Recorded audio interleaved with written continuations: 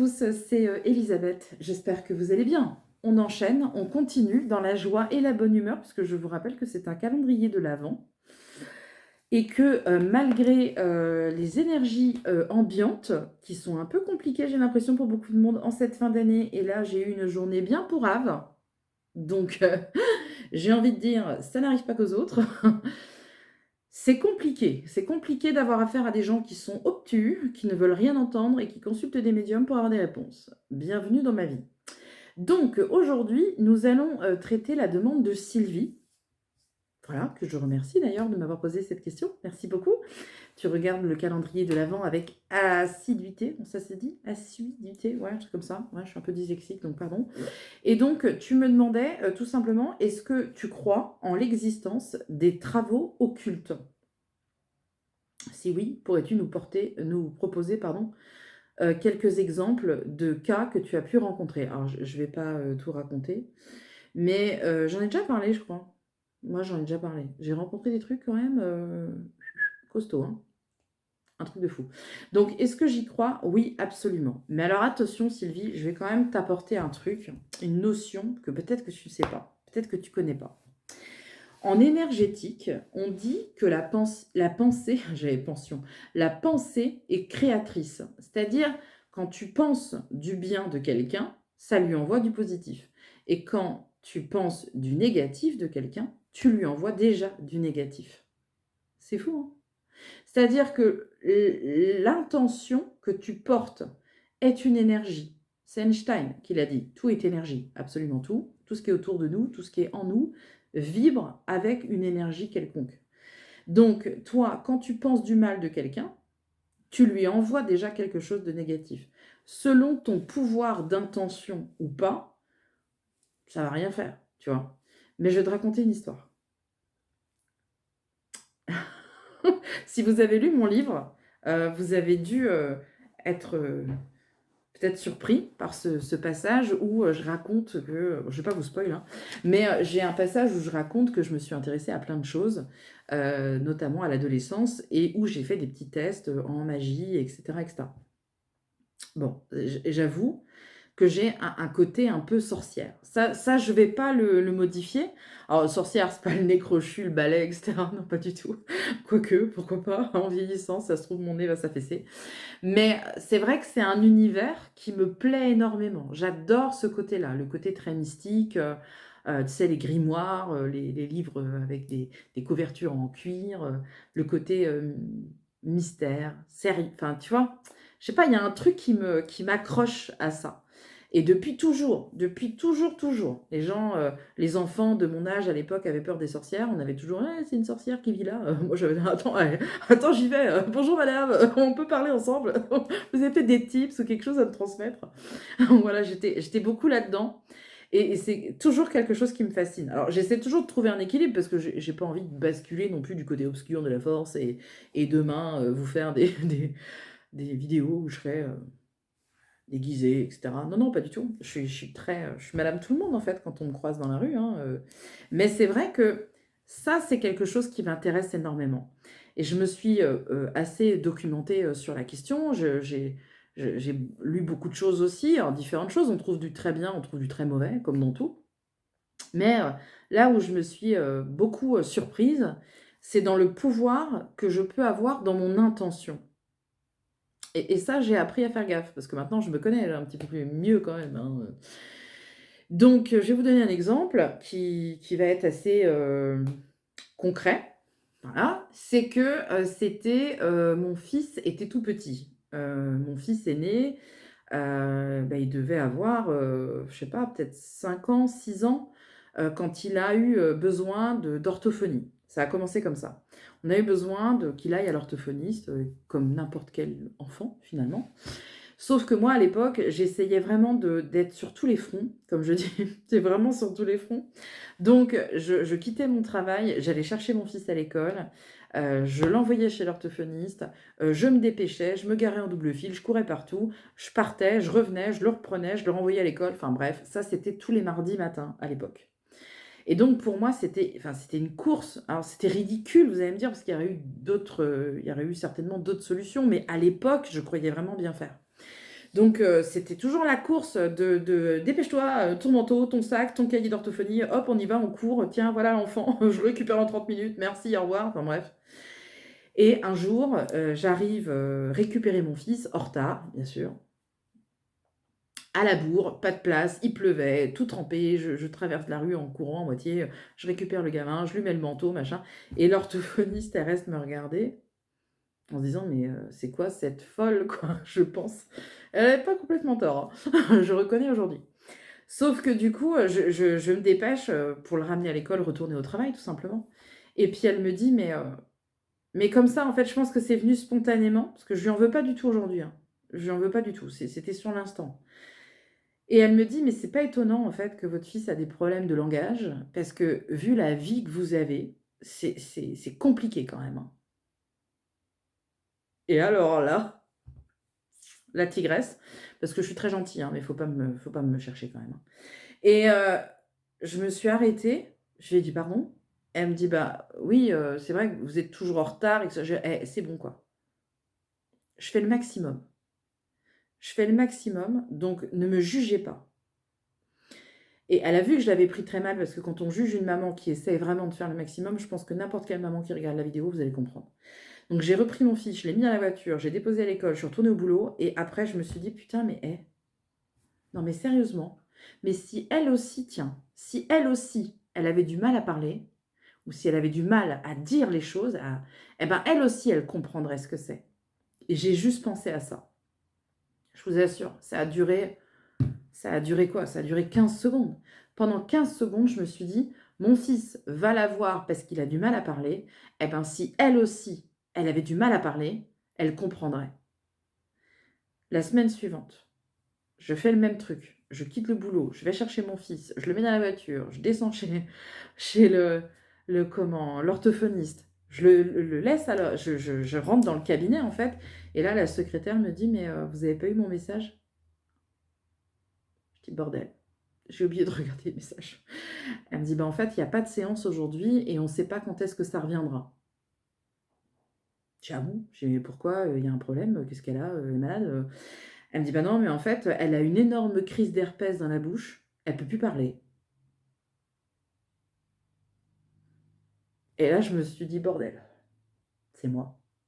C'est moi qui ai fait ça. C'est moi qui ai fait ça». Du coup, j'ai dit: «Bon, bah, OK, bon, bah, ah bah, vous me rappelez, hein? Vous me rappelez, merci beaucoup, au revoir, au revoir». J'ai redéposé mon fils à l'école, je suis rentrée au boulot. Je me suis dit: «Mais en fait, mais si ça se trouve, c'est moi. Si ça se trouve, c'est moi», parce que j'ai été tellement piquée, en fait, et tellement dans un flux énergétique de colère, là, pendant 15 secondes, que si ça se trouve, c'est moi qui ai fait ça. Eh ben, c'est pas une anecdote isolée. Je suis désolée, tu vois, Sylvie. Et pourtant, je veux faire de mal à personne. Mais tu vois, sur l'instant, à l'époque, je maîtrisais pas ça. J'arrivais pas à maîtriser ce côté où quand ça monte comme ça chez moi, je peux exploser, quoi. Et ça, j'arrivais vraiment du mal à canaliser les choses à l'époque. Avec le temps, voilà, j'ai quitté mon travail, je me suis intéressée aux énergies, j'ai travaillé beaucoup, j'ai lu beaucoup, je me suis beaucoup documentée. Aujourd'hui, zen, tu vois? J'arrive à bien gérer les choses. Par contre, c'est vrai que quand je suis énervée, quand je suis énervée, je peux faire péter les ampoules. Ouais, je te jure, sur les lustres. Mmh. Mes enfants, ça les fait rire. Quand ils étaient petits et que je faisais ça, tu sais, je me mettais à râler après eux parce qu'ils avaient fait un truc qu'il fallait pas et ça faisait clignoter les ampoules. Et mon fils, le dernier, il disait: «Refais maman, refais». Tu vois? Ils prennent ça bien ici. Mais tout ça pour te dire quoi? Tout ça pour te dire que, quelque part, quand on envoie du négatif à quelqu'un, c'est une forme, quelque part, d'énergie négative. C'est une forme aussi je vais pas dire de travaux occultes, mais involontairement, ça peut déjà générer quelque chose selon le pouvoir de l'intention de la personne. Donc, il faut faire très attention à ce qu'on pense et très attention à comment on gère, en fait, les choses. Moi, c'est ça que je fais aujourd'hui. Quand il y a quelque chose qui arrive et que ça se passe pas comme j'ai envie, je lève le pied, je me dis: «Bon, allez, laisse tomber, lâche prise, c'est pas grave, passe à autre chose». C'est pas grave. Après, ce que je fais aussi, c'est que souvent j'appelle la justice divine. Justice divine. C'est-à-dire que s'il y a quelque chose qui m'arrive, ça peut arriver, hein, que ce soit pour moi, mes enfants, etc. Bref, je dis toujours, de toute façon, tout est juste. Tout est juste, c'est pas grave. Quelqu'un m'a fait du mal ou quelqu'un m'a posé problème ou quelqu'un a été injuste sur la situation, je me dis toujours, c'est pas grave. Justice divine. La justice divine fera son travail. Il n'y a pas de souci. En général, ça arrive toujours quand il faut. C'est-à-dire tout est juste. Et le temps fait les choses. Voilà. Donc, parfois, il vaut mieux lâcher prise sur quelque chose plutôt que de se miner l'esprit là-dessus. C'est pas grave, c'est pas gênant. Justice divine. Ça, c'est la première chose, tu vois. Ensuite, il y a vraiment les travaux occultes. Et les travaux occultes, bah, j'en ai croisé quand même quelques-uns dans ma petite carrière, parce que je considère que je suis encore un bébé et que j'ai plein de choses à apprendre. Mais j'ai croisé quand même des choses assez terrifiantes, que j'ai l'impression que j'en ai déjà parlé hein, sur les réseaux, ou en tout cas j'en ai déjà parlé aussi sur mon groupe coaching. Les travaux occultes, ça peut être extrêmement violent, mais vraiment. C'est c'est quelque chose qui commence au début assez lentement avec des contretemps, des choses qui tombent, des problèmes de paiement, des problèmes de dossier, des problèmes administratifs, des problèmes même à l'école, pourquoi pas pour les enfants. On est parasité par des petites choses. Au niveau relationnel, il y a des choses qui vont pas, il y a des cassures, des ruptures, des amitiés qui se brisent. Enfin, tu vois, il y a une forme en fait d'isolement physique et moral qui se crée autour de la personne, sans qu'elle comprenne pourquoi. Elle ne sait pas pourquoi tout tombe en panne. Il y a un truc qui tombe en panne dans la maison, on le remplace, il y en a un autre. Enfin, tu vois, donc ça entraîne des dépenses, une fatigue. On en a marre, on est fatigué. Alors, bien sûr, tout ça, ça se passe sur un temps assez court en général. Ça, c'est le début, ça. Ça, c'est juste le début. C'est quand ça commence un petit peu à se mettre en place. Après, en général, les personnes qui sont polluées par des travaux occultes, elles vont avoir des grands troubles du sommeil. Ça va être très compliqué pour elles au niveau du sommeil parce qu'on travaille principalement sur les gens quand ils dorment. Parce que c'est le moment quand on dort, que ce soit en positif ou négatif, c'est là où on est le plus réceptif.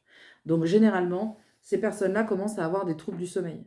Elles sont agitées, elles font des cauchemars, elles ont l'impression de faire des terreurs nocturnes, elles ont aussi pas mal de paralysie, sensations d'étouffement, des angoisses qu'elles ne comprennent pas. Des problèmes au niveau du cœur, parce que les travaux occultes, là où ça marche le mieux, c'est sur le cœur. C'est en fait faire une crise cardiaque à quelqu'un, c'est hyper fastoche. Enfin, hyper. Dit comme ça fait peur, mais faire une crise cardiaque, vraiment, c'est le truc un peu plus facile que le reste. Autant il y a des choses qui sont un peu fatigantes à faire en travaux occultes, mais par contre, la crise cardiaque, c'est assez rapide. Calendrier de l'avant, on reste tous dans le positif.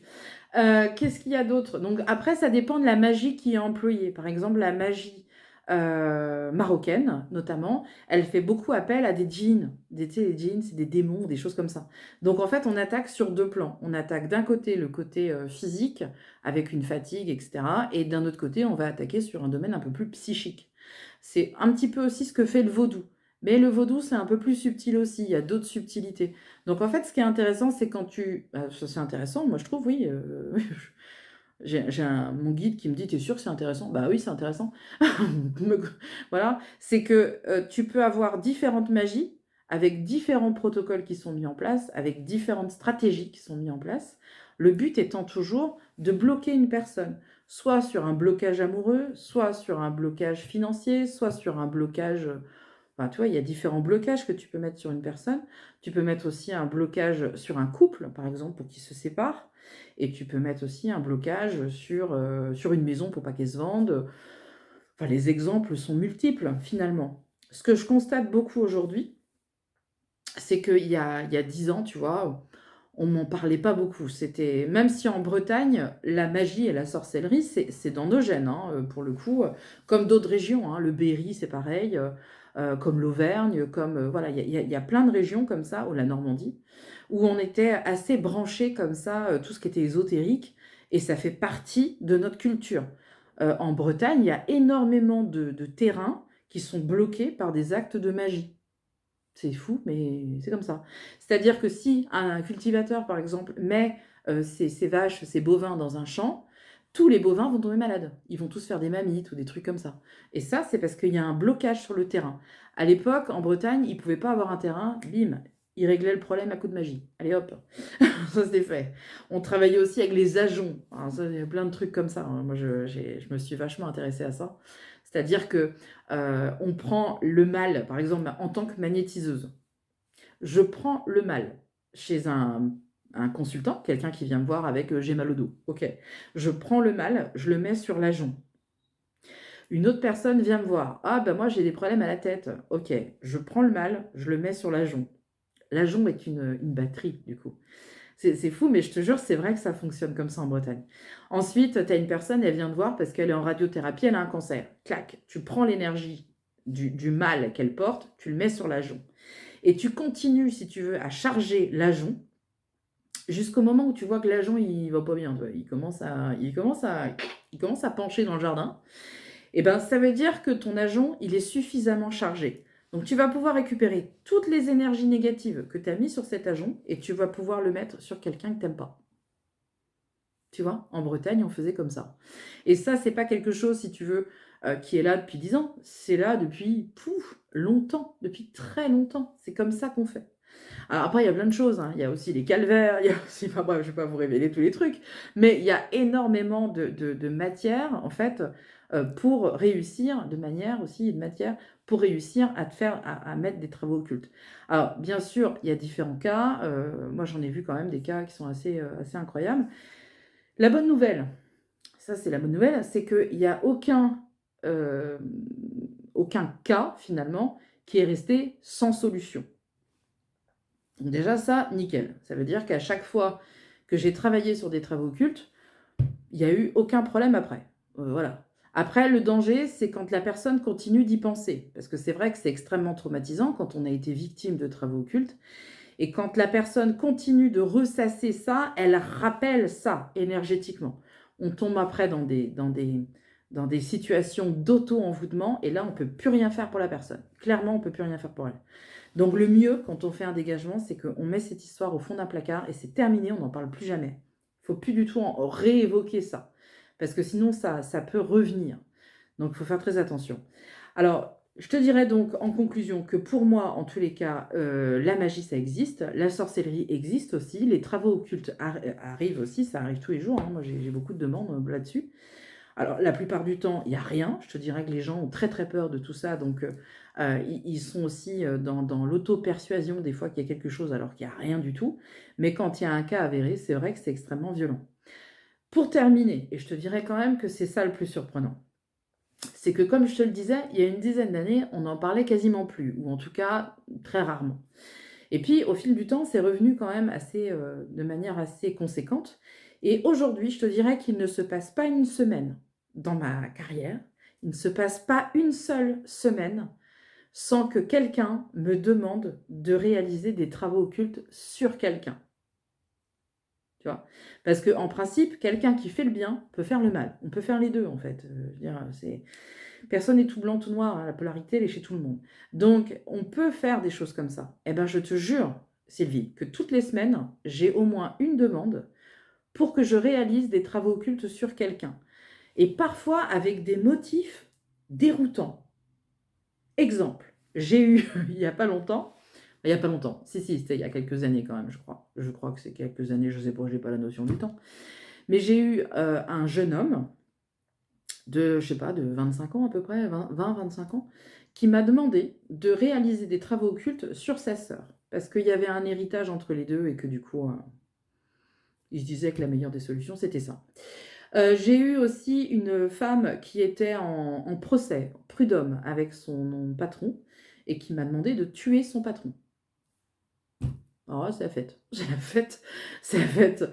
Qu'est-ce que j'ai eu aussi? La femme et le mari. Alors ça c'est commun, hein. Ça c'est la situation, je dirais, je vais pas dire 90%, mais quasiment, c'est un divorce difficile et du coup on essaie de trouver une solution parce que ça coûte trop cher un divorce et puis qu'en plus ça dure longtemps. Et qu'il y a la séparation de biens en plus en général. Donc ça serait chouette si au final il pouvait avoir, je sais pas, un petit accident de la route. Un truc un peu rapide. Je le dis avec ironie, mais je vous assure que c'est comme ça que ça se passe. Donc, il y a même des professionnels qui le font, hein, enfin qui le font. Il y a des bons et des mauvais aussi, hein, comme tout. Mais il y a des praticiens, oui, qui font ce genre de choses, qui pratiquent la magie et la sorcellerie et qui ont pignon sur rue et qui n'ont aucun problème à le pratiquer. Alors, je précise une chose quand même, parce que souvent on dit ça, on dit: «Ah, les gens qui font ça, les sorciers, les sorcières, etc., oh là là, ils doivent avoir beaucoup de problèmes». Pas du tout. parce que, un travail est réalisé à la demande d'une personne. Donc si madame X veut que son mari, monsieur, X et voilà, hein, que ce soit fini, mais cordialement, là aussi, et ben, il va donc mandater une tierce, donc un sorcier, une sorcière, pour, travailler sur le mari. C'est pas le sorcier qui va avoir un problème, si jamais il y a justement cette justice divine. C'est elle, c'est pas lui. Et ce que j'ai appris, c'est que très souvent, on paye, une dette. Il y a quelque chose qu'on doit payer. Donc c'est-à-dire que si on fait ce type de travail, il faut s'attendre à perdre une autre famille, une autre personne de la famille qu'on aimait beaucoup. Donc si on sacrifie quelqu'un, il faut s'attendre à perdre quelqu'un d'autre. Et ça se paye comme ça, ou ça se paye en mauvaise fortune. Si on demande par exemple un dépôt de bilan d'une entreprise, bah nous, on risque d'avoir la même chose. Si on demande la ruine familiale, on risque de voir la même chose. Et en fait, c'est un peu comme ça. Et il y a aussi le x3. C'est-à-dire que quand quelqu'un t'envoie du mal et que tu le sens, en tant que médium, tu peux sentir quand les gens t'envoient du mal. Ouais, tu as des petites alertes, tu as des petits trucs. Et en fait, il y a une phrase, j'arrive pas à parler, tiens, c'est bizarre. Il y a une phrase que je répète et je dis toujours: «Tout le mal qu'on m'envoie, renvoyez-le 3 fois». Parce qu'à un moment donné, ça aussi, c'est une forme de justice divine.